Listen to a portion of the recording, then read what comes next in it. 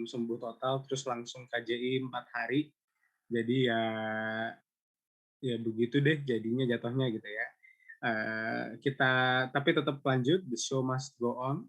Kita mulai dulu, minggu hari ini ada 2 materi, cuman mungkin memang banyak penjelasan jadi tidak terlalu lama sebenarnya. Kita mulai dari finalisasi kuesioner ilmiah ini yang harusnya kita diskusikan minggu lalu, di mana rasanya saya belum ngecek lagi di learning sama di chat-chat kalian. Rasanya sih semua pasangan sudah gitu ya. Tapi kalau ada pasangan yang memang masih belum selesai draftnya, mengakulah dan eh, ya konsul dulu gitu ya. Nggak bisa teman-teman langsung action sendiri enggak gitu ya. Tetap harus dicek terkait dengan draft yang sudah dibuat. Jadi ya kuesioner daringnya dibuat setelah draftnya itu sudah disetujui. Oke, banyak masukan terhadap draftnya itu yang pertama kesesuaian indikator sama variabel. Kesesuaian indikator sama variabel. Itu harus diperhatikan paling pertama bahwa memang indikator yang dipilih itu nyambung ya, nyambung sama variabel yang ditentukan. Ada sih kayaknya saya lupa di kelas mana itu 1-2 kelompok yang mengidentifikasi variabelnya masih salah gitu ya. Jadi membedakan mana yang mempengaruhi, mana yang dipengaruhi itu juga mungkin tidak segampang teorinya gitu ya. Teman-teman harus baca lagi, diperhatikan lagi sebenarnya apa yang mempengaruhi dan apa yang dipengaruhi gitu ya. Saya selalu minta variabel itu yang spesifik. Oke, kalau ngebahas pengaruh dari aplikasi itu nanti secara umum kah atau secara khusus? Secara umum misalkan ya pengaruh dari aplikasi teman-teman bisa bahas fiturnya, bisa bahas durasinya, bisa bahas apa namanya tampilannya atau appearance-nya. Tapi kalau mau spesifik misalkan ada yang spesifik terhadap pelayanan misalkan bukan Gojek atau Grab tapi spesifik ke GoFood atau GrabFood. Itu juga nggak apa-apa gitu ya. Jadi semakin spesifik semakin baik. Ditinjau terhadap mahasiswa gitu ya. Harus spesifik mahasiswa yang mau dilihat apanya, persepsinya, kepuasannya, apa namanya penggunaannya atau hal-hal yang lain gitu ya. Jadi dalam menentukan draft pun kita bukan seenak atau semudah ngebikin pertanyaan, tapi harus diperhatikan apa variabel-variabelnya dan eh, apa namanya indikator yang digunakan gitu ya. Itu harus diperhatikan. Lalu apa lagi ya? Oh iya, dari kelas minggu lalu ada pertanyaan, Pak, boleh nggak kalau sampelnya itu tidak dari prodi sendiri? Dia pengen mungkin dari teman-temannya atau dari umum gitu ya. Uh, Jawaban saya nggak apa-apa gitu ya. Mungkin kalau di kelas 4 TKG 1 juga ada yang sampelnya mau umum atau mungkin spesifik ya nggak tahu apa kalian punya teman di kampus lain, di prodi lain yang bisa diajak koordinasi kerjasama untuk mengisi kuesionernya, silahkan ya silahkan. Tapi saya tidak mewajibkan ya. Mengapa saya saranin prodi sendiri supaya gampang kalian gitu ya. Kalau udah tingkat akhir udah bisa sedikit punya power lah untuk minta mendesak gitu, bahkan mungkin mendesak adik-adiknya untuk ngisi gitu ya. Sama kayak kalian dari tingkat 1, tingkat 2, tingkat 3 saya ngajar udah ya benar ya masuk bareng kalian, itu pasti kalian udah disuruh ngisi terus sama kakak-kakak tingkatnya gitu ya. Jadi sekarang saatnya kalian untuk yang menjadi pengelola surveinya, yang menjadi pembuat datanya. Itu yang harus kalian posisikan gitu ya. Jadi silahkan kalau mau di luar PNJ, di luar TKG monggo, kalau mau tetap di TKG silahkan, tapi syaratnya itu ya yang korelasi minimal nanti kita belajar sampling, tapi yang komparasi minimal masing-masing kelompoknya 30-30. Saya izin ke toilet ya, monggo. Silakan. Ini apa sih habis? Oke, membuat pertanyaan dengan media Google Form. Ini kayaknya sudah, teman-teman bisa apa namanya? eh, Rasanya sih ini nggak perlu diulang-ulang lagi, tapi yang penting seperti ini. Ya kalian harus punya Gmail atau mungkin dari Gmail PNG juga boleh. Ini mungkin yang harus saya perhatikan kalau kalian pakai Gmail-nya PNG, pastikan di sini jangan dicentang. Ya, di sini mewajibkan respondennya hanya berasal dari domainnya PNG. Jadi di sini ya kalau dicentang misalkan, apalagi tadi ya kalau ada kelompok yang mau sampelnya itu umum, bukan anak PNJ, itu nggak bisa ngisi nanti, gitu ya. Jadi diperhatikan bahwa ini jangan dicentang. Udah sih, sekarang kita masuk ke penentuan jumlah responden penelitian.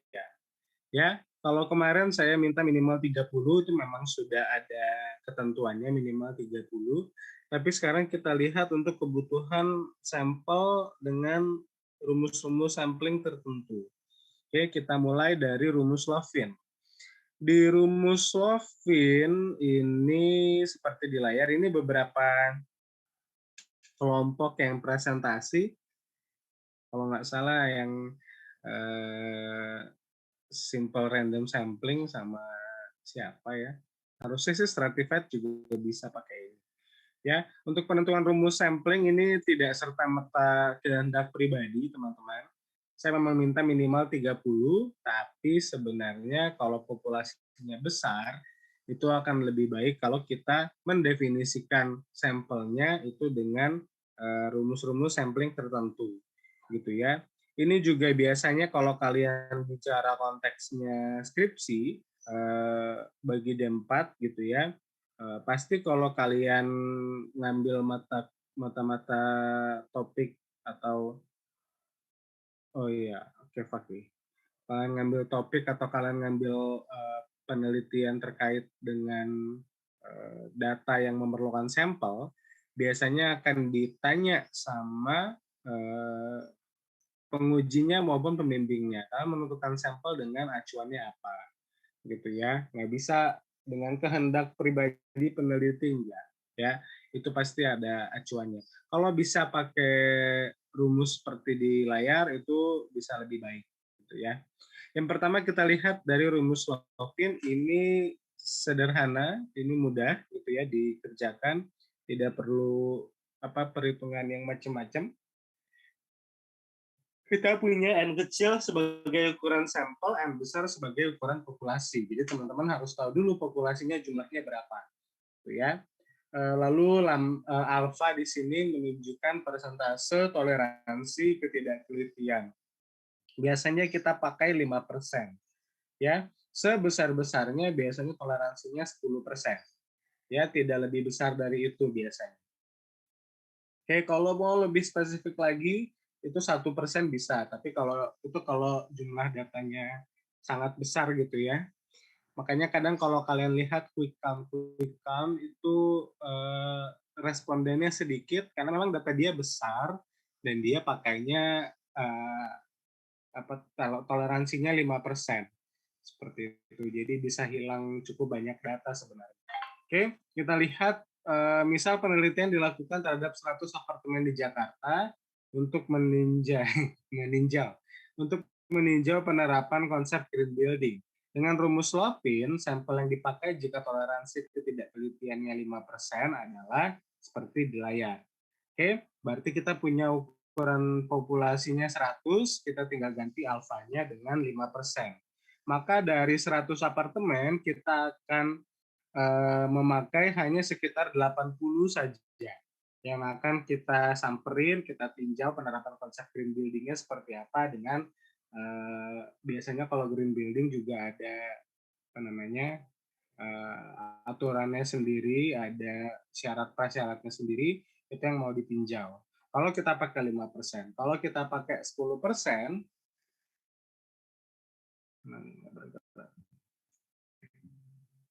Kalau kita pakai 10% jumlahnya jadi lebih sedikit. Ya, dari 100 apartemen kita hanya butuh rupanya 50 gedung saja. Ya, kita hanya butuh 50 apartemen saja untuk menjawab pertanyaan terkait dengan penerapan konsep green building di apartemen di Jakarta. Gitu ya. Rupanya hanya butuh 50, jadi sampelnya tidak sebanyak tadi 80. Oke, jadi di sini yang mempengaruhi adalah persentase toleransi ketidaktelitian. Dari namanya udah jelas, ketidaktelitian. Jadi semakin besar kita mentoleransi, maka semakin tidak teliti kita punya hasil data. Oke, semakin besar ketidaktelitian, ini yang harus kalian nalarnya itu masuk gitu ya. Semakin besar kalian pakai ketidaktelitiannya, maka semakin besar juga. Kalau di sini 100 sama 50, di sini 100 sama 80, semakin besar kita dalam tanda petik menyingkirkan calon sampel atau calon responden, gitu ya. Jadi kita tidak benar-benar pakai yang sesuai seharusnya, tapi malah kita pakai angka di bawahnya, gitu. Jadi tentu akan lebih baik kalau toleransi ketidaktelitiannya semakin kecil, gitu ya. Dengan lumrah digunakan adalah toleransinya sebesar 5%. Oke, toleransinya sebesar 5%. Lalu, oke, kita masuk rumus kedua, rumus Krejcik-Morgan. Di sini ada beberapa ketentuan juga. Yang pertama ada chi-square. Ini nilai chi-square teman-teman bisa unduh di website di layar. Itu ada alamatnya tersendiri. Ada alamatnya tersendiri, kalian bisa buka gitu ya. Terus ada N besar masih sama ukuran populasinya. Jadi menentukan berapa sih jumlah populasi yang didiskusikan di datanya gitu ya. P adalah proporsi populasi, Q adalah 1 dikurangnya. Jadi di sini mau kita tinjau, biasanya sih 50-50 gitu ya. Biasanya sih 50-50 dengan D adalah derajat ketidaktelitian sama seperti alfa yang ada di layar. Oke, rumus Krejcik-Morgan ini ada rumit, agak lebih banyak perhitungannya dibandingkan rumus Loftin. Tapi kalau kalian cari di internet, ini salah satu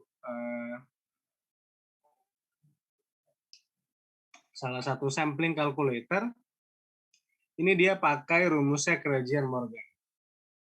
Ya, jadi kalau kalian gedein lagi datanya itu bakal sama seperti rumus yang dipakai di rumus Krejcik-Morgan, gitu ya. Jadi di sini teman-teman nanti seperti yang tadi ditunjukin, margin of error-nya atau ketidaktelitiannya di sini ada nih ya. You may be able to tolerate a larger amount of error. Berarti kita nih, the margin of error is the amount of error that you can tolerate. Jadi di sini sejauh mana sih kesalahannya itu bisa kita toleransi gitu ya. Dan di sini tentu seperti lower margin of error requires a larger sample size. Semakin kecil atau semakin rendah toleransi ketidaktelitiannya, semakin besar sampelnya yang kita butuhkan. Gitu ya. Jadi di sini diberi keterangan juga minimum recommended size of your survey. If you create a sample of this many people and get responses from everyone, you will likely get a correct answer from large sample. Nah, ini dia dikasih tahu juga sama dia bahwa jawaban yang lebih tepat itu akan diberikan untuk sampel yang lebih besar dibanding persentase yang kita dapetin di layar. Gitu ya, di sini hanya 80. Oke, dicontohkan juga nih sama mereka kalau misalkan confidence intervalnya itu juga semakin kecil, kayak tadi di sini kan 5% berarti kita masuk yang tengah-tengah. Kalau kita pakai sampai 10% toleransinya, kita rupanya pakai 74, Sedangkan kalau pakai sampai 99% kita butuh 88 dari 100 gitu ya. Jadi sudah dipastikan bahwa ya kalian juga sudah belajar teknik sampling, pasti jumlahnya lebih sedikit dari jumlah populasi gitu ya.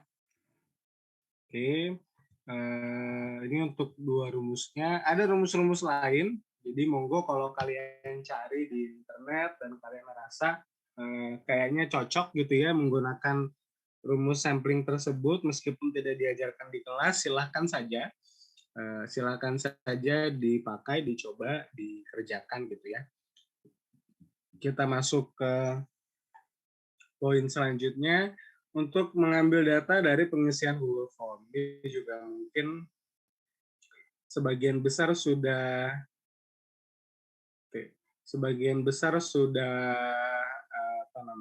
sudah tahu caranya gitu ya, tapi di remind kembali. Nanti di sini teman-teman respondennya akan muncul jumlahnya, jadi kalian bisa memantau, tapi jangan pantau dari sini persis karena bisa jadi ada yang isinya double, gitu ya. Kalau sudah mau lihat, kalian klik yang tanda create spreadsheet atau yang logonya seperti Excel di layar. Di sini kalian create a new spreadsheet, nanti akan muncul tampilannya seperti di layar, ya. Nanti akan keluar dari yang mengisi paling pertama, lalu untuk jawabannya, kalau dia ada tulis nama, dia ada tulis pertanyaan-pertanyaan yang lain, itu akan masuk di sana, seperti itu. Oke, memulai pekerjaan dengan SPSS, pertama yang harus teman-teman lakukan mentransformasi data yang bersifat negatif menjadi positif. Contohnya pertanyaan yang ada di layar. Kita pertanyaannya seperti ini. Saya tidak merasakan manfaat dari aplikasi Zoom. Oke. Kalau pertanyaannya brutal seperti ini, tidak merasakan manfaat, itu kan sudah pasti negatif ya. Kalau misalkan saya sebagai dosen mau mengetahui manfaat dari Zoom di pembelajaran statistika, tentu ekspektasi saya manfaatnya adalah manfaat yang positif. Ya, kita bicara manfaat kan itu hal yang positif. Itu manfaat itu maknanya positif ya. Jadi teman-teman nggak bisa manfaat tapi kita pengennya negatif Pak, nggak ada. Manfaat itu sudah maknanya secara kata itu sudah positif.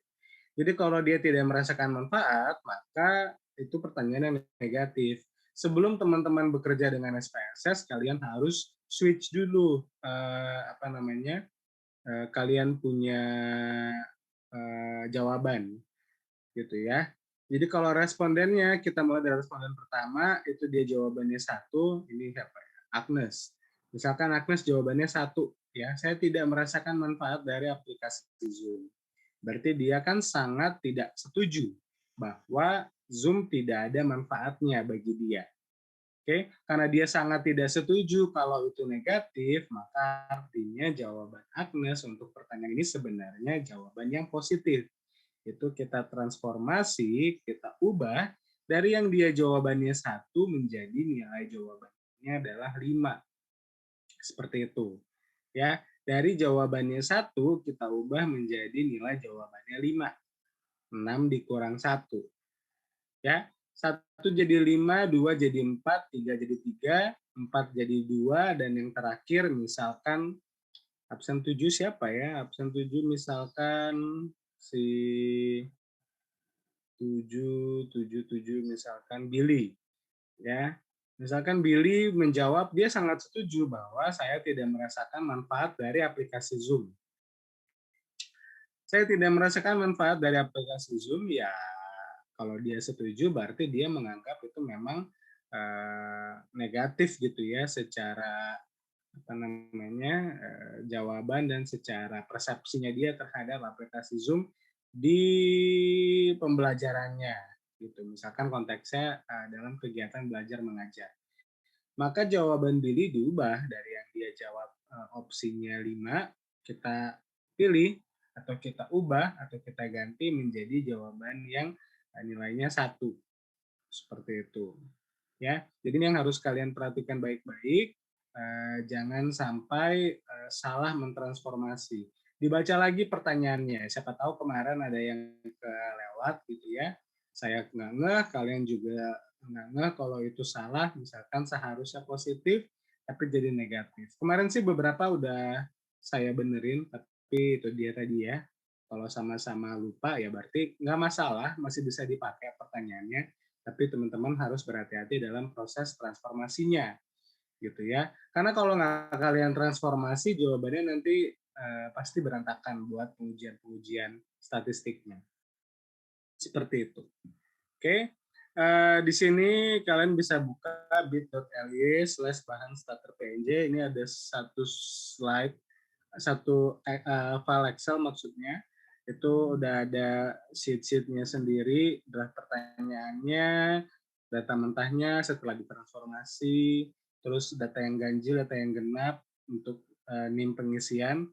Itu kalian bisa buka dan kalian bisa lihat apa aja sih kira-kira isinya kayak apa, dan kalau mau coba-coba masukin di SPSS, monggo kalian bisa coba-coba pakai data yang ada di layar yang saya kasih di web ini gitu ya. Jadi apa namanya, tiada kata aduh Pak belum kumpul semua dan sebagainya, enggak, kalian bisa juga belajar mandiri kok gitu. Di SPSS nanti kalian setelah buka akan keluar tampilan seperti ini. Kalian klik dulu si bagian new dataset kalau memang kalian baru mau mulai pekerjaan baru. Kalau kalian sudah punya seperti di layar itu ada bahan ujian, pertemuan, output dan sebagainya. Itu kalian bisa langsung buka dari recent files-nya. Gitu ya. Tapi kalau baru mau mulai maka ya kita pilih si new dataset. Oke. Di bawah itu ada dua opsi. Di sini ada data view dan variable view. Data view dan variable view. Kita pilih opsi yang variable view. Kita definisikan dulu untuk masing-masing pernyataan.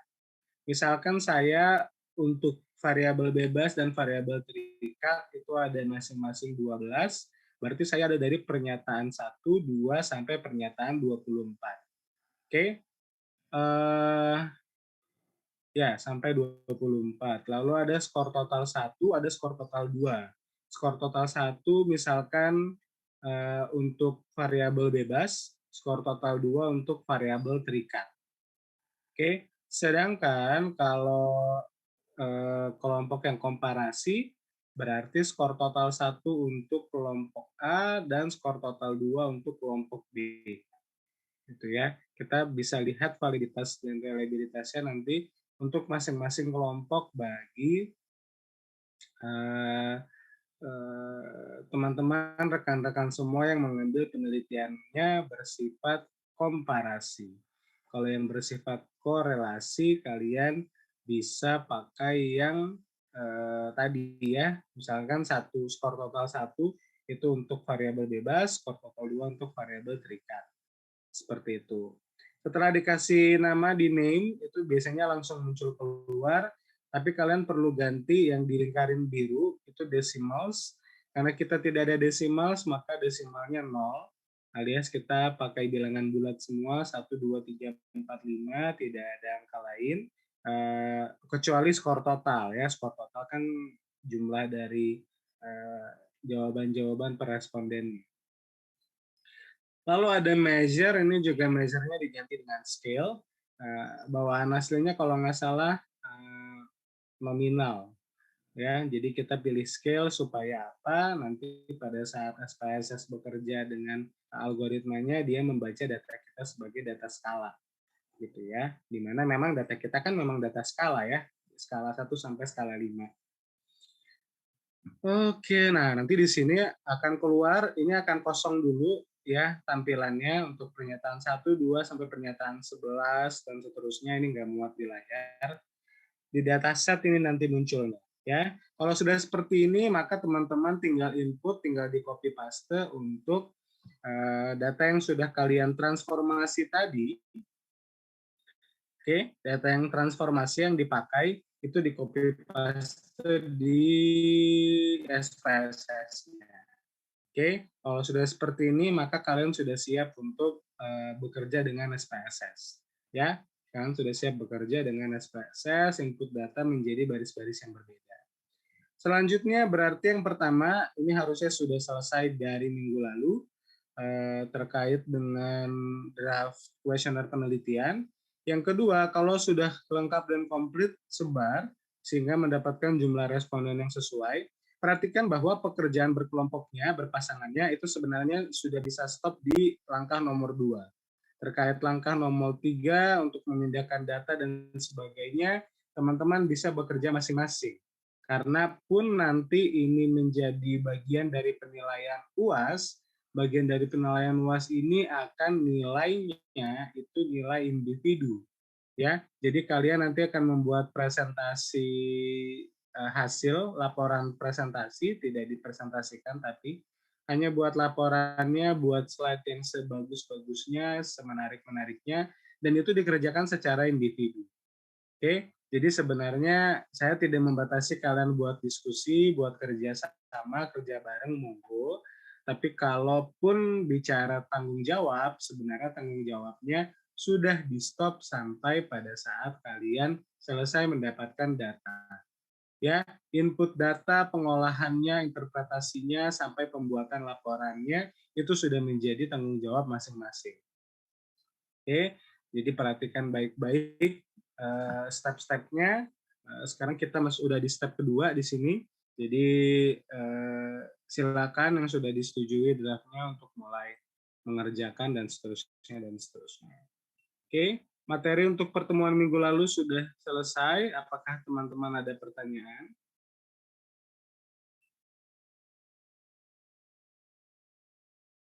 ...24.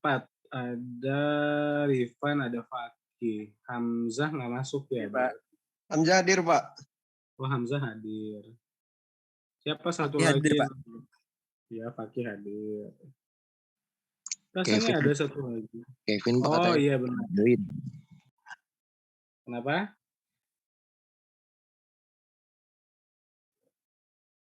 Pak, saya mau bertanya, Pak. Kenapa Hamzah? Kan saya kuesioner udah dibuat ya, Pak. Kalau jawabannya itu iya atau tidak, boleh nggak, Pak? Tidak. Bukan yang nggak boleh ya, Pak? Boleh, tapi itu nggak bakal kamu olah. Gitu. Kalau nanya ya atau tidak, misalkan topiknya terkait dengan pengaruh merokok terhadap semangat belajar misalkan. Ya. Terus kamu tanya apakah Anda perokok aktif atau tidak? Ya boleh gitu ya. Tapi itu tidak menjadi pernyataan yang akan kita analisis di mata kuliah ini. Gitu. Mau ditanya mah boleh-boleh aja, tapi itu nggak dalam tanda petik itu kepakainya kalau Hamzah mau menyajikan misalkan mau buat pie chart atau mau buat bar chart gitu ya, diagram-diagram penyajian data, ya itu boleh dipakai monggo. Tapi untuk analisis yang mau kita kerjakan itu nggak kepake kan. Oke, baik Pak. Kasih Pak. Sama-sama.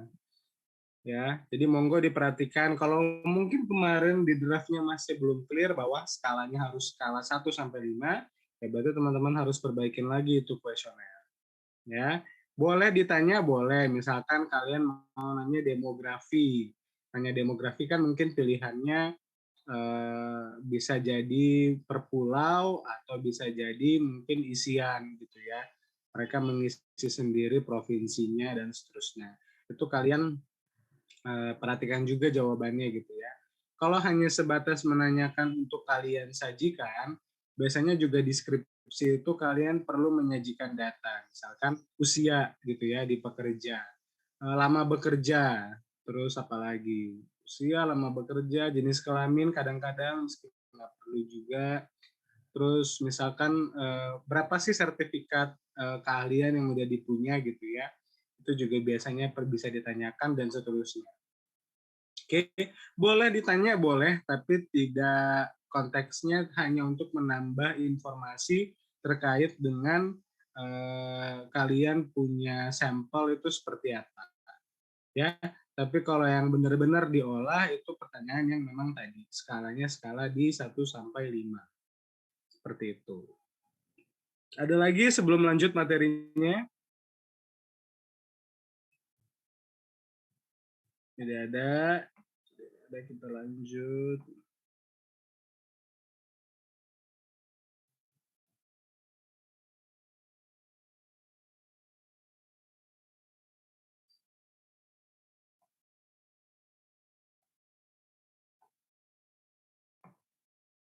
Oke, uji validitas dan reliabilitas data. Ya, uji validitas dan reliabilitas data ini adalah uji pertama yang akan kita lakukan setelah teman-teman nanti mendapatkan data dan mengolahnya atau setidaknya menginputnya di SPSS. Ya, kita bicara mengenai validitas dan reliabilitas. Jadi awalnya seperti ini. Oke, hasil penelitian disebut valid apabila terdapat kesamaan antara data yang terkumpul pada satu waktu. Jadi misal penelitian saya tadi, manfaat Zoom terhadap perkuliahan di atau pemahaman di kelas statistika terapan. Ya, kepenelitian saya subjeknya mahasiswa dong, karena kan yang menjadi peserta perkuliahannya adalah mahasiswa. Tapi kalau misalkan ada pegawai yang ngisi, ada Mbak Dian, ada Mas Alif, dan sebagainya yang mengisi, jadinya nggak valid jawaban saya. Sampai nanti hasil penelitiannya sendiri itu menjadi tidak valid. Ya, tidak validnya kenapa? Karena ada ketidaksamaan di dalam data yang dikumpul. Ada ketidaksamaan di sana. Ada hal yang berbeda dari saat data yang terhimpun dalam satu satuan waktu atau satu pengukuran waktu. Itu ide awal kita bicara valid maupun tidak valid. Oke, ide kedua bicara reliable apabila terdapat kesamaan pada kelompok data di waktu yang berbeda. Oke, instrumen atau hal ini menjadi reliable kalau menguji hal yang berbeda itu mendapatkan hasil yang sama, rupanya mendapatkan hasil yang sama. Contohnya misalkan kita sedang menimbang berat badan, gitu ya. Menimbang berat badan untuk orang yang misalkan sama-sama kurus, gitu ya. Pada timbangannya pada hari ini dia mengukurnya sesuai, gitu ya, sesuai dengan apa yang ya dia punya berat badan seperti apa gitu ya. Tapi pada saat penimbangan orang kedua, berat badannya tidak sesuai. Ya, yang seharusnya 50-an itu dia menjadi 80-an. Misalkan seperti itu. Pengukuran yang memberikan hasil berbeda pada waktu yang berbeda itu menjadikan data yang diperoleh, instrumen yang digunakan menjadi kurang reliable. Ya, berarti ada error di sana, ada kesalahan di sana. Ya, ini yang membedakan antara bagaimana kita memahami konsep validitas dan konsep reliabilitas di dalam pengumpulan data. Oke, kalau terkait instrumen, instrumen valid adalah instrumen yang mengukur hal yang tepat. Ya, kita mengukur massa itu mungkin pakai timbangan. Ya, kita mengukur panjang itu pakai mistar. Kita mengukur suhu pakai termometer dan seterusnya. Ya, jadi kita menggunakan alat ukur yang tepat sesuai dengan data yang mau kita olah itu data apa, gitu ya. Sedangkan instrumen yang reliable itu adalah instrumen yang setelah digunakan berkali-kali hasilnya konsisten. Ya, teman-teman dengan step yang sama, misalkan punya 5 sampel uji, tapi lima-limanya ini berbeda nih pengukurannya di waktu yang berbeda, bisa beda hari. Bedanya mungkin kita bicara beda, teman-teman jangan benar-benar memahaminya 100% sama ya. Biasanya memang dalam pengujian sampel itu pasti ada selisih errornya gitu ya. Tapi di sini mungkin yang satu sampel seperti tadi, misalkan beratnya 40 kilo, nanti di sampel kedua dengan step yang sama, tampilan yang sama, cara yang sama, kita peroleh hasil yang jauh berbeda. Gitu ya. Kalau seperti itu konteksnya, maka sudah pasti ada instrumen yang tidak reliable dalam pengukuran. Ya, seharusnya kalau kalian pakai penggaris, neraca, termometer, speedometer itu sudah bisa dipastikan kalau instrumennya valid dan reliable, gitu ya. kecuali memang alatnya rusak. Mohon maaf Bapak Kevin sudah hadir ya. Maafin nggak ya? Seperti itu ya. Jadi kalau yang ada di layar sih ini seharusnya kalau tidak ada kerusakan itu sudah pasti memberikan hasil yang valid dan reliable bagi penelitian teman-teman. Oke, validitas pada instrumen terbagi jadi dua tipe, internal berdasarkan uji-uji validitas tertentu, ini biasanya pakai uji statistik, eksternal oleh fakta empiris yang bisa juga diperoleh dari kepakaran ahli. Oke, contohnya seperti ini, ya. Terkait dengan pengaruh kelas online terhadap pembelajaran statistika terapan. Kalau pada kuesioner yang diisi oleh responden kita, mereka akan mengisi opsi mungkin seperti pada di layar. Ini kalau konteksnya ini ya, apa namanya, datanya itu masih data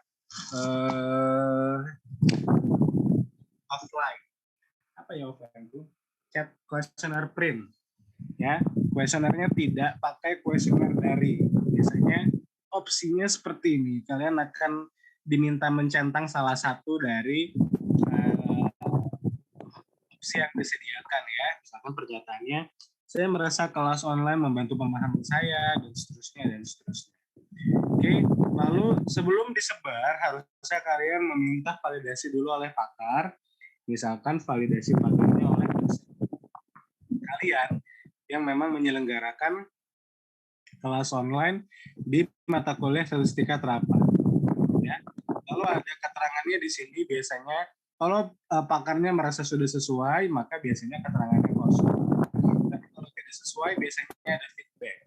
Ya, kalau dia bilang saya sulit mendapatkan ilmu, mungkin di sini ilmunya diganti.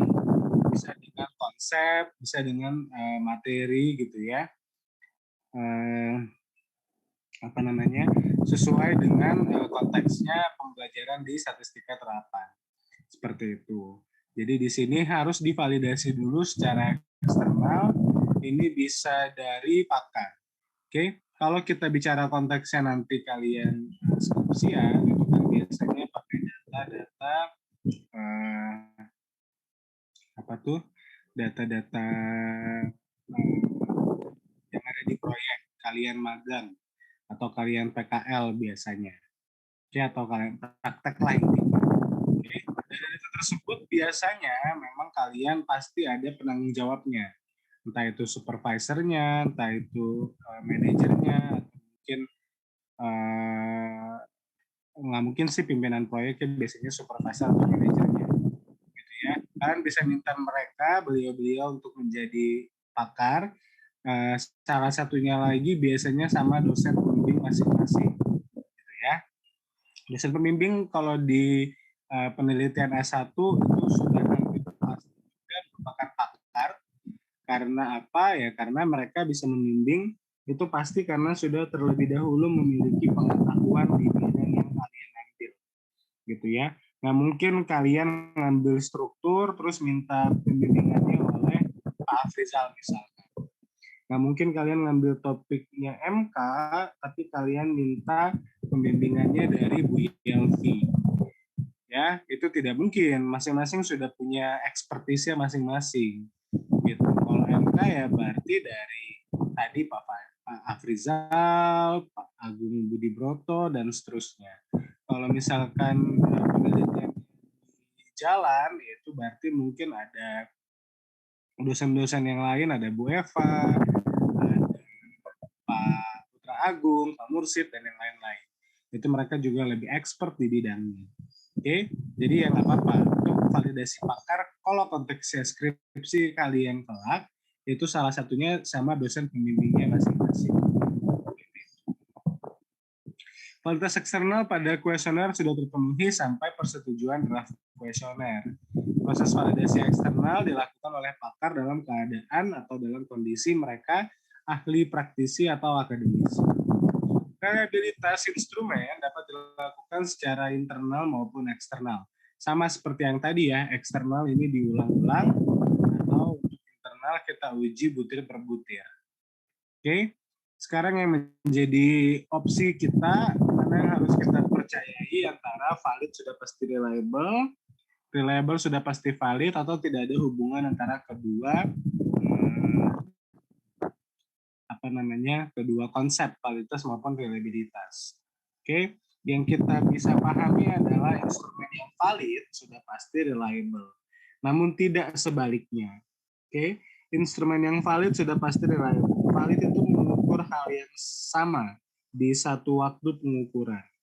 Oke, karena mengukur hal yang sama pada satu waktu pengukuran, maka sudah pasti harusnya meskipun hasilnya jelek atau hasilnya kurang bagus, itu sudah pasti konsisten. Sudah pasti ada kesamaan dari satu sampel dengan sampel yang dipakai lainnya. Ini di sini mengapa kita bisa bilang kalau sudah valid sudah pasti reliable. Namun tidak berlaku sebaliknya. Ya, tidak berlaku sebaliknya kenapa? Karena kalau kita mengukur beberapa hal dalam satu satuan waktu, kalau alatnya rusak, alatnya ada hang dan sebagainya, dia akan terus konsisten ya dengan kerusakannya, dengan masalahnya.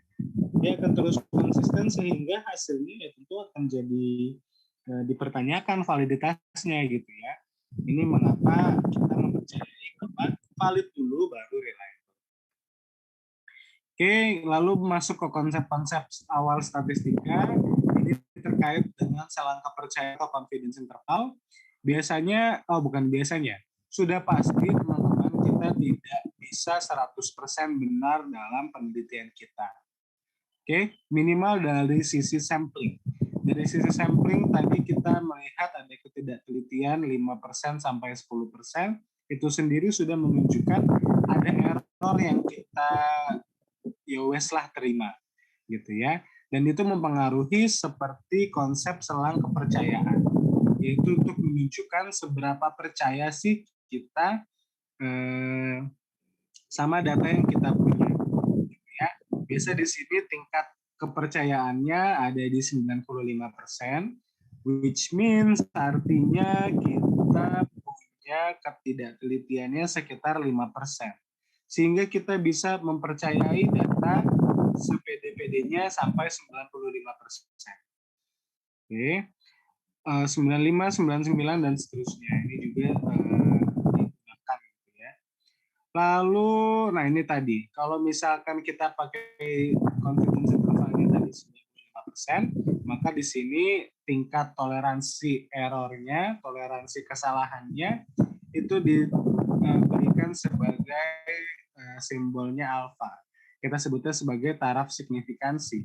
Untuk menunjukkan probabilitas suatu peluang kesalahan dalam pengambilan keputusan, dalam pengambilan sampel, dalam toleransi kesalahan peneliti, dan seterusnya. Gitu ya. Di sini sama, tadi seperti saya sudah bilang, berarti kalau kita mentoleransi kesalahannya 5%, maka selang kepercayaan yang kita gunakan adalah 95%. Oke, totalnya 5% sama 95%. Oke, kita lihat dulu untuk pengujian statistikanya. Ya, kita lihat syaratnya terlebih dahulu, teman-teman. Syaratnya ada dua, bisa pakai nilai alfa, bisa pakai nilai R.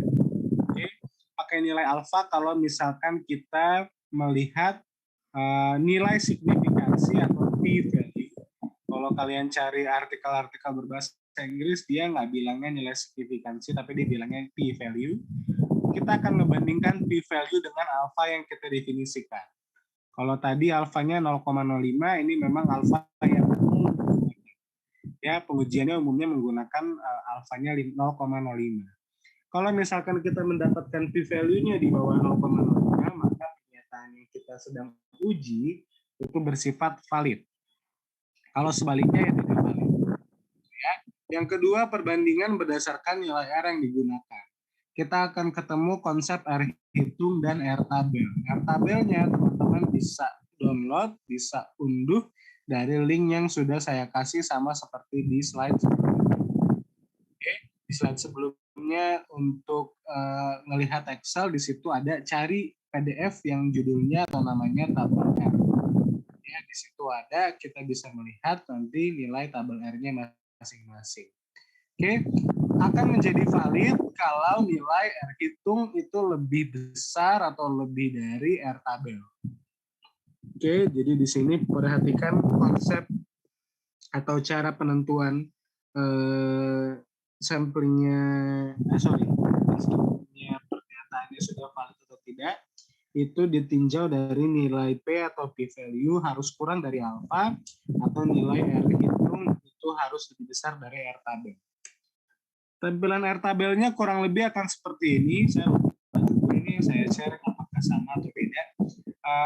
Di sini ada N, itu jumlah sampel. Kalau di contoh yang saya pakai, jumlah sampelnya ada 36. Maka karena ada 36 responden, saya cari N besarnya yang sama dengan 36. Diperoleh di situ ada dua nilai. Untuk taraf signifikansi 5% 0,329. Untuk taraf signifikansi 1% itu 0,424. Maka karena kita tadi sudah menentukan bahwa kita pakai alfanya 0,5, kita pakai nilai R tabelnya adalah 0,329. Maka suatu pernyataan kuesioner menjadi valid kalau R hitungnya itu lebih besar dari 0,329. Lebih besar dari 0,329. Sekarang kita menguji dulu. Tadi misalkan konteksnya teman-teman sudah taruh di SPSS. Kalian bisa pilih di atas ada opsi Analyze. Lalu klik bagian Correlate, ada di bawah. Ini ada panah, ada opsi lagi Bivariate, Partial, atau Distance. Kita pilih yang Bivariate, akan keluar dialog box seperti di layar. Gitu ya. Akan keluar dialog box seperti di layar. Di sini kita pindahkan pernyataan yang hendak kita uji dan skor total 1.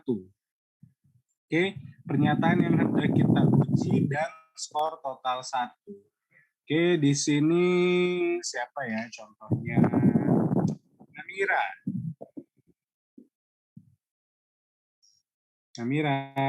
Iya, Pak. Namira, penelitiannya korelasi atau komparasi? Korelasi, Pak. Korelasi antara apa sama apa?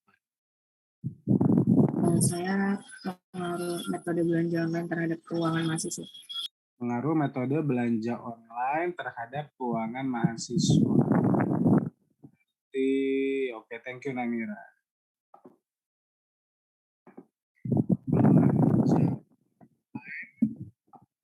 Belanja online sama keuangan mahasiswa. Oke. Namira dan pasangannya dan kelompok-kelompok korelasi yang lain, kita perlu skor total 1 dan skor total 2 seperti yang dijelaskan di slide sebelumnya. Oke. Jadi kalau di sini variabelnya clear, ada pengaruh dari belanja sama ada pengeluaran keuangan. Ya, ada pengaruh dari belanja sama pengeluaran keuangan tadi kalau nggak salah ingat. Ya, maka di sini mungkin skor total satunya yang variabel independennya terlebih dahulu, yaitu variabel terkait dengan pengaruh belanja atau aktivitas belanja mahasiswa. Ya, belanjanya belanja online, lebih spesifik lagi belanjanya belanja online. Maka di sini kita pindahkan, ini nanti semua ada di sini awalnya. Pernyataan-pernyataan misalkan nomor 1, 2, 3, sampai 9, sampai 12 mungkin, dan skor total 1. Ini dipindah ke kanan, ini ada panahnya. Itu dipindah ke kanan, habis itu pastikan bahwa sudah terklik Pearson, Two-Tailed, sama Flag Significant Correlations. Itu pastikan opsi-opsinya sudah dicentang, itu hampir pasti sudah bahwa memang bawaan dari SPSS-nya seperti itu untuk pengujian dengan aplikasinya. Klik OK akan keluar tampilan seperti di layar. Oke. Oh, sebelumnya ke yang komparasi siapa? Komparasi Bima apa Dima?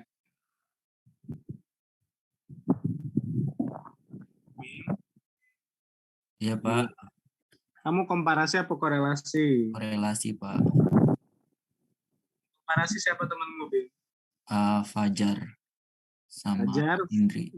Fajar apa Jar?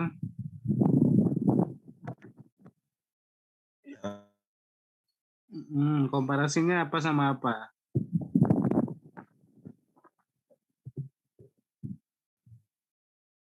Gimana suaranya Fajar? Perbandingan minum teh dan kopi. Sama teh.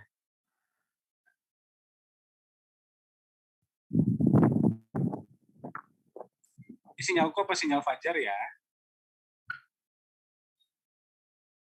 Fajar sama siapa tadi, Bim? Sama saya, Pak. Siapa kamu? Grifa sama Indri. Indri. Oh ya, saya nggak lagi ngeliat. Oh iya, Pak. Fajar sama Indri. Apa Indri? Kopi sama apa? Kopi sama teh untuk meningkatkan produktivitas Konsentrasi. mahasiswa. Iya. Oh iya. Kopi sama teh. Nah, berarti kalau kelompoknya Indri dan Fajar, kopi banding sama teh, berarti kan dia punya dua kelompok data. Satu kelompok teh, satu kelompok kopi. Penyajiannya dan perhitungannya akan dibedakan per kelompok. Oke, jadi tetap sama seperti yang korelasi. Kalau yang korelasi dibedakan per variabel. Kalau tadi misalkan Namira pengaruh dari aktivitas belanja online terhadap pengeluaran keuangan mahasiswa, berarti di situ pernyataan-pernyataan terkait dengan aktivitas belanja online-nya ditotal dulu sendiri, lalu nanti pernyataan-pernyataan terkait dengan pengeluaran keuangan mahasiswa atau neraca keuangan atau ya intinya keuangan mahasiswa itu juga ditotal sendiri menjadi skor total yang kedua. Oke. Sedangkan untuk kelompok komparasi seperti apa tadi Indri, kopi versus teh gitu ya, itu maka kalian total sendiri yang kopi dulu pertama itu menjadi misalkan kita namainnya skor total 1 atau nama yang lain gitu ya. Baru nanti untuk teh sendiri lagi ya, untuk teh sendiri lagi untuk sebagai skor total 2 nanti penjumlahannya. Oke, jadi masing-masing diperhatikan bahwa kalian akan menguji ini 2 kali. Kalau yang korelasi untuk variabel bebas sendiri, baru variabel terikat sendiri, atau sebaliknya, kalau komparasi untuk kelompok pertama sendiri, baru kelompok kedua. Seperti itu ya. Tidak digabung semuanya sekaligus. Oke, kalau sudah diklik oke, tampilannya akan seperti di layar. Kita punya 2 yang perlu diperhatikan dari masing-masing pernyataan. Yang pertama bagian Pearson correlation. Kita lihat perbandingannya dengan skor total tadi untuk variabel pertama skor total 1. Oke, itu yang di atas berarti nilai R hitungnya 0,619. Yang kedua nilai signifikansi to tail. Ya, itu nilai P yang tadi kita akan bandingin sama toleransi errornya 0,05. Oke, kita peroleh di layar untuk pernyataan 1 0,000 ya. Nilainya ada tapi sangat kecil, bahkan 3 angka desimal pun tidak cukup untuk menjabarkan nilainya yang kita dapatkan. Seperti itu. Kita lihat dulu yang pertama dari R hitung. Kita dapat R hitungnya 0,619, lalu tadi dengan R kita dapat bahwa untuk 36 data dengan toleransinya 5% adalah 0,329. Maka kita bandingkan 0,619 dan 0,329. Diperoleh hasil bahwa R hitung lebih dari R tabel. Kalau R hitung lebih dari R tabel, kita lihat lagi syaratnya. R hitung lebih dari R tabel, maka instrumen valid. Dengan demikian, untuk pernyataan 1, sudah bisa kita pastikan bahwa pernyataan 1 valid. Pernyataan 2 nilai R hitungnya 0,555. Lebih tinggi dari 0,329. Pernyataan ketiga 0,716. Lebih tinggi dari 0,329. Maka setidaknya untuk pernyataan 1, 2, dan 3, kita sudah memenuhi syarat validitasnya. Oke, sekarang kalau dari perbandingan nilai p-value, ya, ini caranya ada 2, teman-teman pilih salah satu saja. Boleh bandingin yang merah ini antara R hitung sama R tabel, boleh bandingin yang hijau ini antara p-value sama alpha. Oke, diperoleh nilai P-nya 0,000 sekian. Ya, tidak ada di bawah atau lebih kecil dari 3 angka desimal. Dengan tingkat signifikansinya 0,05. Oke, sudah pasti diperoleh nilai P itu kurang dari alfa sehingga pernyataan 1 valid. Pernyataan 2, pernyataan 3 kita juga peroleh nilai signifikansinya atau nilai P itu 0,000 lagi. Oke, maka untuk pernyataan 2, pernyataan 3 konsisten dengan tadi kita pakai cara R tabel itu juga sama-sama valid. Ya. Jadi di sini apakah ada yang tidak valid? Kalau ada yang tidak valid, nanti kita akan lihat cara-cara mengatasi. Oke, selanjutnya validitas tadi ya. Jadi kita perbandingkan nilai P dengan alfa atau perbandingkan nilai R hitung dengan R tabel. Selanjutnya kita lihat reliabilitas. Seperti tadi sudah kita diskusikan, sudah saya jelaskan bahwa instrumen yang valid sudah pasti reliable. Di sini kita akan bicara bukan lagi apakah dia reliable atau tidak reliable, tapi apakah dia tingkat reliabilitasnya sangat tinggi, sedang atau rendah, gitu ya. Kita akan lihat dengan satu tolak ukur yang kita sebut sebagai nilai Cronbach alpha. Ya, uji reliabilitasnya adalah uji Cronbach alpha, maka kita akan punya nilai Cronbach alpha-nya sendiri. Oke, caranya seperti apa? Seperti tadi kita klik bagian analyze di atas, ada opsinya scale, lalu klik opsi reliability analysis. Oke, reliability analysis, lalu diklik, tampilannya akan keluar seperti di layar. Monggo dipindahkan pernyataan-pernyataan yang hendak diuji, sama seperti tadi, berarti untuk kelompoknya Namira dan korelasi-korelasi yang lain, kita dari variabel salah satunya dulu. Misalkan variabel terikatnya dulu yang mau diuji reliabilitas, baru nanti variabel bebasnya. Oke, untuk kelompok-kelompok yang temanya komparasi berarti sama. Copy versus T, berarti mungkin kelompok copy dulu mau dilihat reliabilitasnya, baru kelompok T yang dilihat selanjutnya terkait reliabilitas dari instrumennya. Oke, di sini saya coret itu yang skor total itu tidak dipindahin, jadi cukup pindahin pernyataan-pernyataannya aja. Ya, pastikan bagian alpha terisi, lalu klik statistics. Di klik statistics, pastikan bagian scale if item deleted itu dicentang, sama bagian alpha tabelnya itu opsinya non. Lalu klik continue, balik lagi ke sini, klik OK, keluar hasil seperti di layar. Ya, kalau tadi banyak banget, kalau di sini sederhana sekali.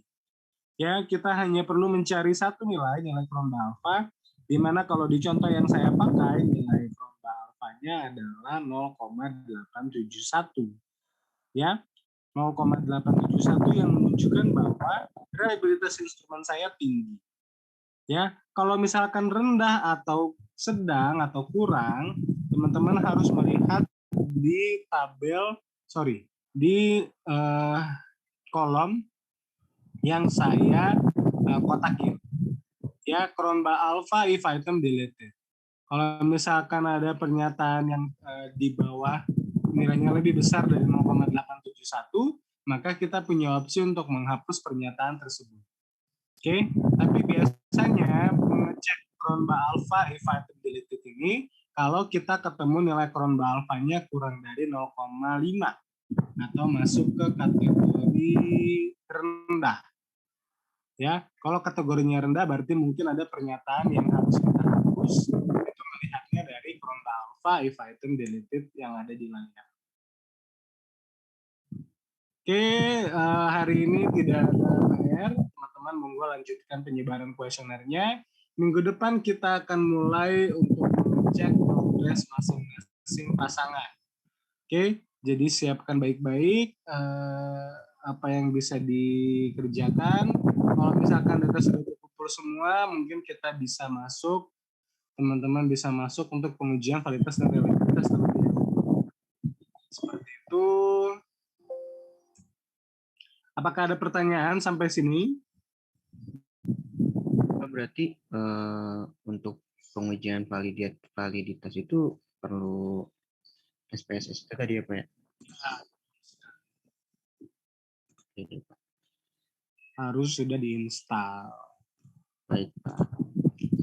Oke, ada lagi? Pak, Hmm. kalau misalkan ternyata hasil datanya itu nggak valid, gimana ya Pak? Kalau nggak valid, minggu depan kita bahas. Ada beberapa opsi yang kita punya. Ya, itu di-keep sampai kita bahas minggu depan ya, Nadia ya. Ya Pak, berarti minggu depan progresnya udah sampai mana Pak harusnya? Eh, Kalau saya sih harapannya teman-teman bisa sampai tadi, kita kan udah belajar sampling. Jadi mungkin saya mau tanya, kalian tahu nggak ya jumlah populasinya dan sampling yang dibutuhkan berapa kira-kira? Tentu dengan batas bawahnya seperti yang saya bilang ke semua kelompok minimal 30. Itu yang mau dicek pertama, sama progresnya sudah terkumpul berapa. Ya, kalau sudah semua itu mungkin saya udah tanya paling juga sama reliabilitasnya. Tapi kalau belum ya itu nanti akan di hold untuk di pertemuan selanjutnya ngebahas terkait sama reliabilitas seperti itu. Baik Pak, makasih Pak. Ya, ada lagi yang lain? Tidak ada. Kalau tidak ada kita cukupkan di sini pertemuan kita. Tadi ya seperti ditanya juga sama Nadia, minggu depan monggo persiapkan progresnya. Minimal teman-teman sudah menceritakan populasinya ada berapa jumlahnya, sampelnya berapa, lalu mengambil sampel tersebut alasannya tadi kita belajar beberapa rumus sampling, monggo dipakai gitu ya. Kalaupun tidak apa namanya, biasanya kita pasang target dulu sih, nanti sih dengan waktu kalau misalkan nggak terpenuhi ya itu nanti kita lihat case by case-nya aja seperti itu. Oke, kalau sudah selesai misalkan Pak, ya maaf Pak mau nanya, monggo. buat jumlah pertanyaannya harus sama nggak sih Pak? Kayak misalkan variabel independennya ada 3 pertanyaan, terus dependennya 3 pertanyaan, atau boleh beda Pak?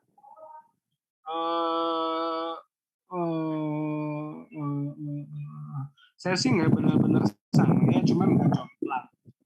Ada beberapa kelompok yang ketika ngedraft itu satu variabel ada sampai 20, sementara satu variabel lain itu hanya 12 atau 13. Bagi saya itu jomplang. Karena kan pernyataannya sedikit. Jadi kalau bedanya sampai 7 itu kelihatan banget gitu ya. Kecuali kalian pernyataannya 100 sama 95 ya itu mungkin nggak terlalu kelihatan. Tapi ini karena belasan, 12, 13, yang salah satu 20. Ini total ya, nggak cuma per indikator ya. Totalnya seperti itu bagi saya jomplang. Dan memang saya minta sama beberapa, ini mungkin yang semoga saya di tiang nggak kelupaan gitu ya.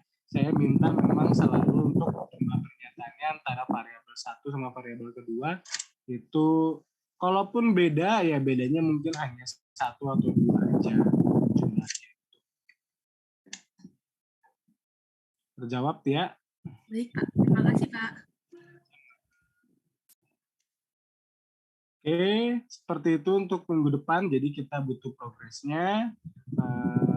Persiapkan aja nanti salah satu dari pasangannya. Baik, kalau tidak ada lagi, kita cukupkan di sini pertemuan kita. Terima kasih. Sampai berjumpa lagi di pertemuan selanjutnya. Jaga kesehatan selalu. Selamat pagi. Saya izin live ya.